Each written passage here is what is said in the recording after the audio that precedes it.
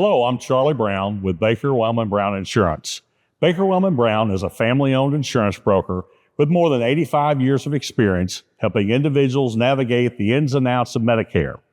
In this installment of our Ask the BWB Expert video series, we're going to look at a brief overview of Medicare supplement insurance, often referred to as MediGap.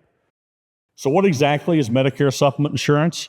Well, as the name implies, this is extra insurance you can purchase from a private insurance company to help cover your share of out-of-pocket costs in original Medicare, often referred to as Medicare Parts A and B. As we will get into the weeds a bit, here's a chart that will help illustrate what coverage is available. Now, here's where things start to get a bit confusing. In a previous video, we talked about Parts A, B, C, and D. Well, these MediGap plans are also called A, B, C, and D, and they will go all the way up to N. Remember, Part means big pieces of coverage provided by the federal government. Plan means private insurance companies are involved. Of course, this makes things confusing right out of the gate.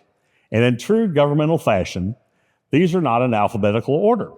They jump around.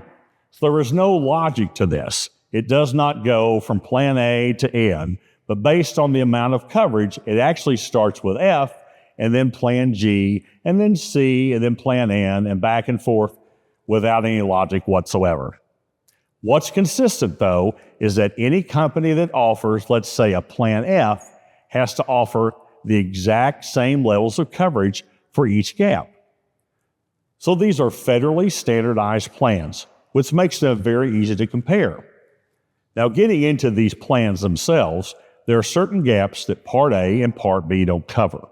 For example, Medicare Part A has coinsurance for hospital stays. Part B has both a deductible and a coinsurance. Some of these supplement plans help cover some or all of these costs. For example, they'll cover 50% or 100% of a gap, or maybe they don't cover any of that particular gap at all. Now, I always start with the Plan F because that was probably the most popular plan up until a few years ago when it was pulled off the shelf, so to speak. The Plan F covers 100% of all the gaps that Part A and B don't cover, with the exception of foreign travel, which is covered at 80%. And remember, foreign travel is not covered by original Medicare at all. So that's an additional benefit on supplement plans. Now here's the rub. If you purchased or were eligible for Medicare before 2020, you can still purchase a Plan F. However, if you turn 65 or were eligible for Medicare after 2020, you can no longer purchase that plan. That means the next most comprehensive plan is now G. This plan also has 100% coverage down the chart with the exception of Part B deductible. What exactly does that mean? Well, this means you have the same 100% coverage for all covered medical services after you have paid that Part B deductible. For the current year, the Part B deductible is shown on the screen.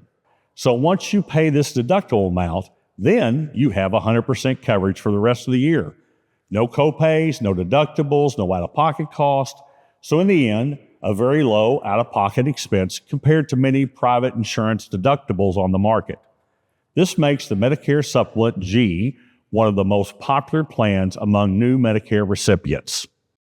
There are several other plan options available, but we currently see the Plan G being the most comprehensive and competitively priced plan available.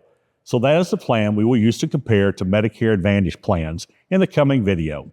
As always, if you have questions or need assistance with your Medicare decisions, you can always feel free to reach out to us at Baker-Welman Brown or visit our website at bwbins.com. Thanks, and we'll see you in the next video.